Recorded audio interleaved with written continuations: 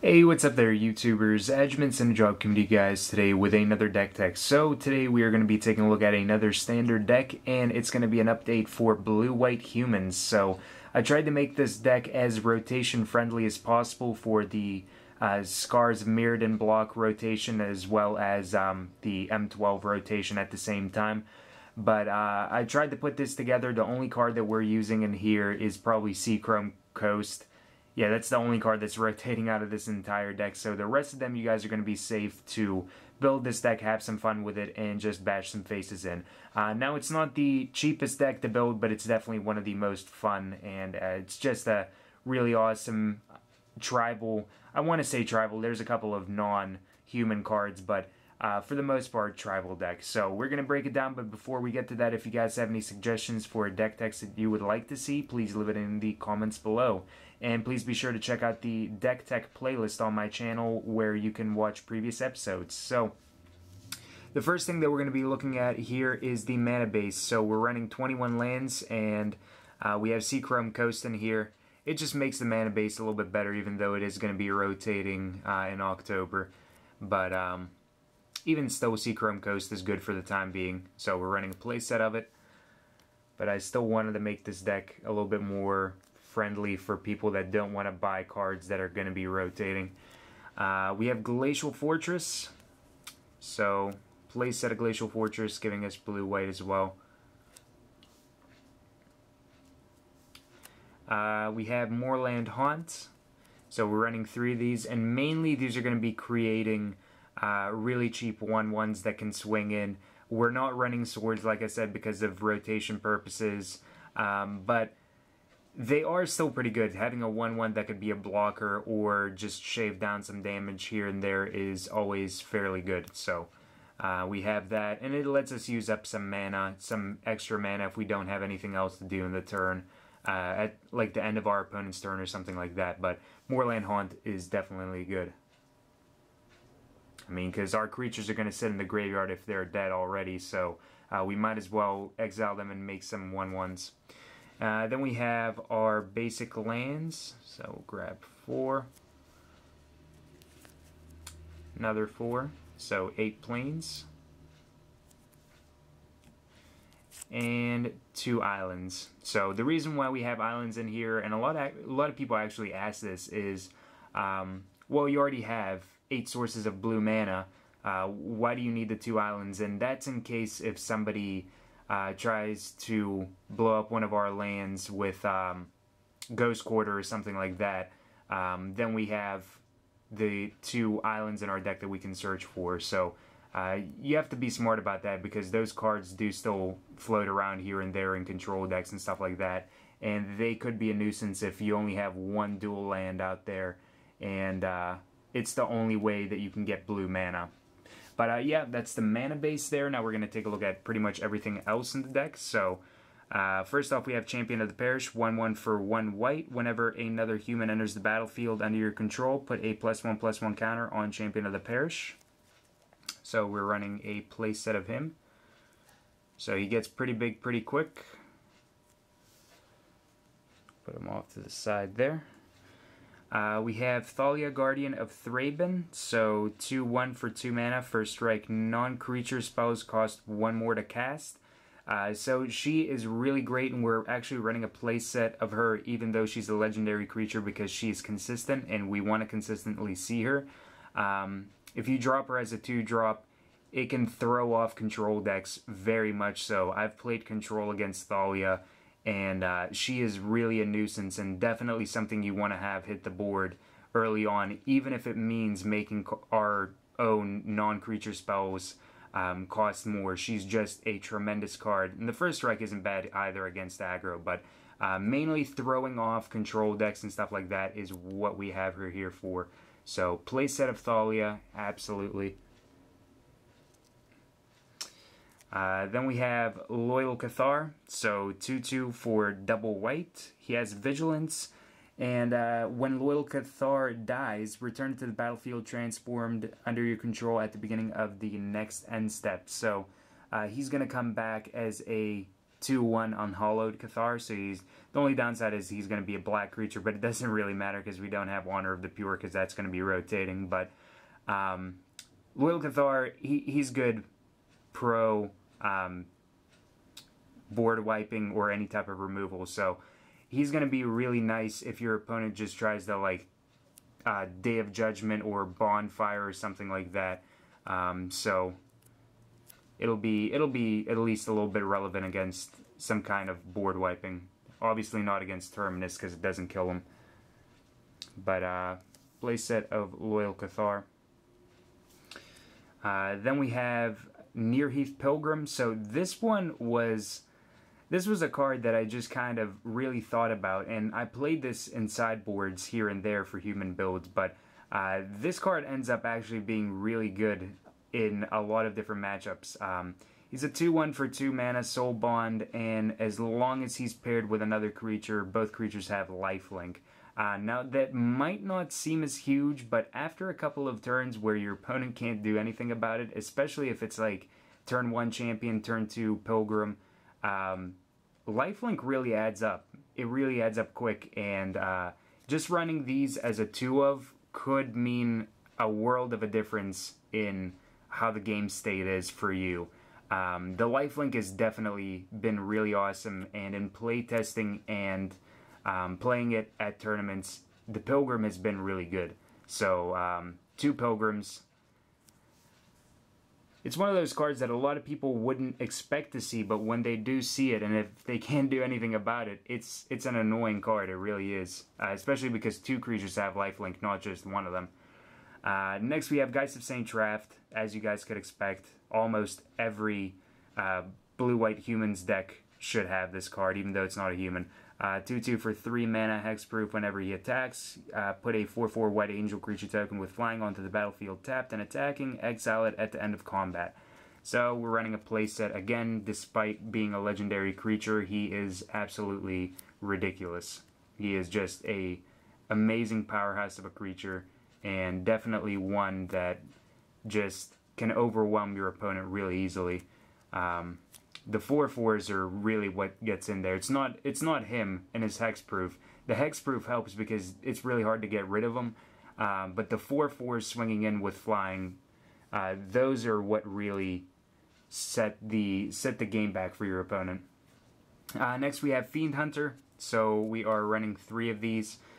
He enters the battlefield and you can exile target creature. And then if Fiend Hunter gets removed from the battlefield, that creature comes back. So it's basically an O-ring on a creature, which is good because we're running Thalia. But we're running 3 of these against other aggro or any mid-range decks or something like that. Even Control, if they try to use tokens for blockers, anything like that, Fiend Hunter will help. So 3 Fiend Hunters, pro creatures. We have Silverblade Paladin, so 2/2 for 3 mana, Soul Bond. As long as he's paired with another creature, both creatures have double strike. So wouldn't be bad with the Nearheath Pilgrim and the Silverblade Paladin. Both have double strike and lifelink. That's one of the great things about that. But ultimately, the Paladin just really makes things a bigger nuisance than they really are. Like Champion of the Parish becomes a lot bigger. Geist of St. Traft becomes, in most cases, unblockable, or in some cases unblockable. But the double strike is really what gets there. So we run a playset of the Paladin. Riders of Gavony, getting into our 4-drops. So we're running 2 of these. Both of them, of course, have Vigilance, but they have Vigilance 3/3 for 4 mana, and whenever Riders of Gavony enters the battlefield, choose a creature type. Human creatures you control have protection from the creature type that you have chosen. So the big thing about this is against other aggro matchups, especially stuff if it's really specific creature types that your opponent has. Like if it's a mirror match, protection from humans is incredibly huge, just because your opponent's not going to be able to block any of your stuff, and their Fiend Hunters won't work, and just a lot of different stuff can happen, but having protection from a chosen creature type is really awesome.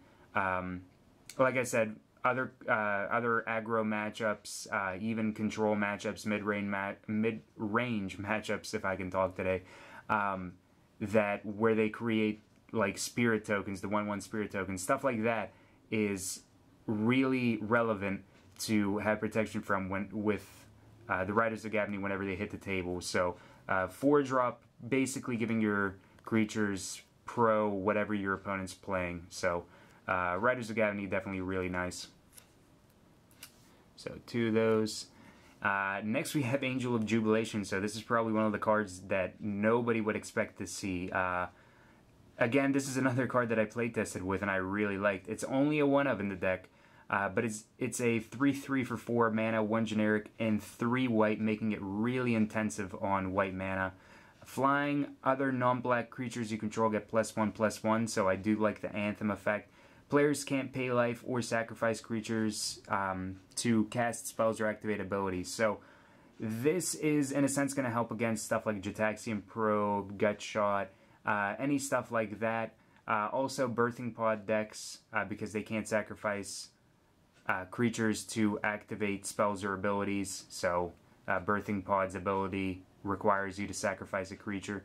But Angel of Jubilation, just the anthem of it, makes it really nice, giving all of your creatures, besides like Unhallowed Cathar on its flip side, getting the +1/+1, but all of your creatures getting +1/+1 is really nice in a 4-drop, and it's a great card to have. I tried playing around with Sublime Archangel and stuff like that, and ultimately I just ended up liking Angel of Jubilation just because by turn 4 you could already have a couple creatures out there, and Exalted really isn't as relevant all the time. It is relevant sometimes, but not all the time as much as Angel of Jubilation is. And it's a cheap card too. It's a cheap rare that you can pick up and build a deck with. So definitely a great card. So just the 1-up of that. Now getting into some more expensive cards. So one of our expensive additions to the deck, Ajani, Caller of the Pride. So 4 loyalty, 3 mana cost. His +1 is put a +1/+1 counter on up to 1 target creature. -3 is target creature gains flying and double strike until the end of the turn. And -8, which we really don't get to that many times, is put X amount of 2/2 white cat creature tokens on the battlefield where X is your life total. So mainly we're using him for his +1 to put counters on our creatures, and the -3 giving them flying and double strike would be relevant with stuff like Champion of the Parish. Also other stuff like Geist of St. Traft if you don't want them to get blocked. Stuff like that. Ajani is incredible for aggro. So we're going to put him up here. Start another row of non-creature stuff. Next we have Faith Shield, so we're running a playset of Faith Shield. 1 white, target permanent of your choice gains protection from the color of your choice until the end of the turn. I kind of worded that badly, but basically a permanent you have gains protection from a color. So it's going to be relevant against Zealous Conscripts, also swinging in and having one of your creatures be unblockable against certain colors. Also, if your opponent tries the Bonfire, you can save at least 1 creature with Faith Shield, unless the Faithful Hour kicks in, then all of your stuff gets saved. There's a lot of stuff that can happen whenever you start casting Faith Shield on your stuff, and it really annoys people to no end whenever I start using these time after time. But there's multiple purposes for it. You just really, whenever you run into one, if you have Faith Shield, most situations can be solved with it, especially if you want some of your stuff to be unblockable, unless your opponent's playing like 5-color junk or something like that, and it's like, oh, I just homebrewed 5-color aggro or something like that, then Faith Shield will not help you. But if it's solid like 1 or 2 colors or like red-green aggro, stuff like that, Faith Shield helps a lot against aggro matchups. So play set of them, definitely really nice. Also against removal or anything that tries to target. And then the last card that we have in here is Gather the Townsfolk. So play set of them, 2-drop, and you get 2 1/1 white human creature tokens onto the battlefield. So it's going to help out with Champion of the Parish, so you can go turn 1 champion, turn 2 Gather the Townsfolk, have a 3/3 champion because two humans enter the battlefield, and the Faithful Hour lets you put in 5 of those tokens instead if you have 5 or less life, but that's not really as relevant to us all the time. But that is about it for this deck tech. So if you guys enjoyed this deck tech, I would greatly appreciate it if you give it a thumbs up, and be sure to favorite and subscribe to the channel. If you missed out on anything, the entire deck list is down below where you guys can use it as a reference. And please be sure to, like I said, like, favorite, and subscribe, and stay on the lookout for more new Magic the Gathering videos. Until next time, guys, have a wonderful, fun-filled Magic the Gathering day.